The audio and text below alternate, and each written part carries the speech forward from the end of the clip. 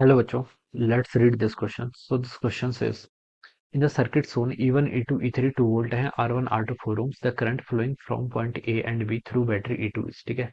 E2 के battery के across जो आपकी करंट फ्लो कर रही है वो आपको यहाँ पर कैलकुलेट करके बताना है, यानी कि ए और बी जो पॉइंट है उनके बीच में करंट हमें magnitude as well as direction दोनों बताना है। ऑलराइट, तो देखिए बच्चों, इस क्वेश्चन का की कॉन्सेप्ट आप क्या लिख सकते हैं। The key concept of this question, आपको यहाँ पर current flowing points between points A and B through E two यहाँ पर कैलकुलेट करके बताना है। ऑलराइट, तो करंट लिख लीजिए। चलिए, इस क्वेश्चन का की कॉन्सेप्ट क्या लिख सकते हैं, करंट लिख सकते हैं, या फिर इक्विवेलेंट ईएमएफ लिख लीजिए। देखिए हमारे पास यहाँ पर देखिए दो बैटरी गिवन करके जिसके अक्रॉस में इंटरनल रेजिस्टेंस भी गिवन है, ठीक है। तो हम यहाँ पर क्या करेंगे, पहले इन दोनों का इक्विवेलेंट फाइंड आउट करेंगे, फिर उसको ई टू के साथ कनेक्ट करेंगे, और फिर हम यहाँ पर से क्या बताएंगे, नेट करंट फाइंड आउट करेंगे, ठीक है। देखिए बच्चों, जब दो आपकी बैटरीज क्या होती है, जैसे यहाँ पर इस फिगर में अगर हम ध्यान से देखें, तो ये देखिए आपकी एक E1 है बैटरी जिसका ईएमएफ गिवन कर रखा है, इसका इंटरनल रेजिस्टेंस R1 है, ठीक है। ये आपको क्या कर रखा है, गिवन कर रखा है। यहाँ पर आपकी एक बैटरी है E3, ठीक है, और इसका भी इंटरनल रेजिस्टेंस देखिए आपको R2 यहाँ पर ऐसे गिवन कर रखा है। ऑलराइट, ये आपको यहाँ पर ऐसे गिवन किया हुआ है इस तरीके से, ओके। और यहाँ पर देखिए दो पॉइंट है ए एंड बी, इसके अक्रॉस देखिए आपकी एक बैटरी और कनेक्ट करी हुई है, ठीक है। ये आपकी एक बैटरी क्या कर रखी है और ऐसे कनेक्ट कर रखी है, ठीक है। अब देखिए बच्चों, हम क्या बता सकते हैं, ये जो ऊपर वाला कॉम्बिनेशन है, फर्स्ट ब्रांच और थर्ड ब्रांच, ठीक है, इस पर क्या आपकी दो बैटरीज क्या कर रखी है, कनेक्ट कर रखी है। तो पहले हम इन दोनों का इक्विवेलेंट फाइंड आउट कर लेते हैं, ठीक है। तो देखिए बच्चों, इसको हम क्या करेंगे, सिंगल ईएमएफ से और सिंगल रेजिस्टेंस से रिप्लेस कर सकते हैं। तो जो सिंगल ईएमएफ होगा वो कितना होगा, देखिए ई नेट, इसको हम लिख सकते हैं। देखिए बच्चों, आपका कितना होगा, E one by R one divided by आपका E2/R2 डिवाइडेड बाय कितना हो जाएगा आपका 1/R1 प्लस कितना आपको 1/R2, ठीक है। ऐसे कैलकुलेट करेंगे, ठीक है।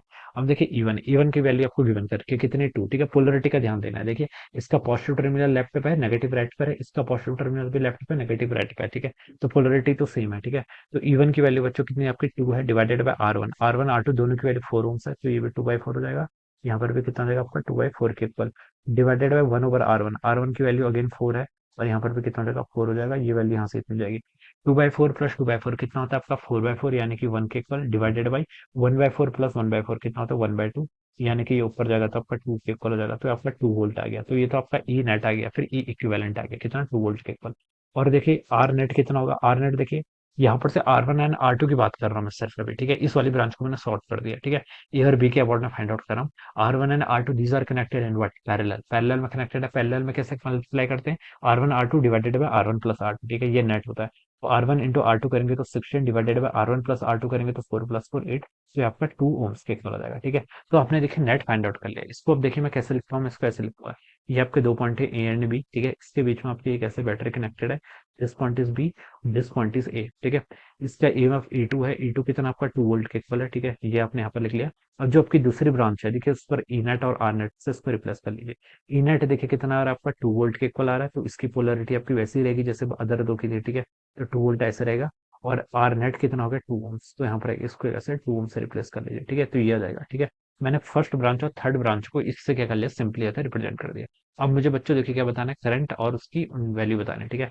अब देखिए आप फाइंड आउट कर लीजिए। मान लीजिए यहाँ पर क्या आपका यहाँ से स्टार्ट करते हैं। चलिए ए पॉइंट पे मान लेते हैं आपका 0 वोल्ट है, ठीक है। ए से बी की तरफ जा रहे हैं तो लोअर से हायर पोटेंशियल, तो आपका कितना आ जाएगा यहाँ पर 2 वोल्ट हो जाएगा। 2 वोल्ट यहाँ से यहाँ गए, ठीक है।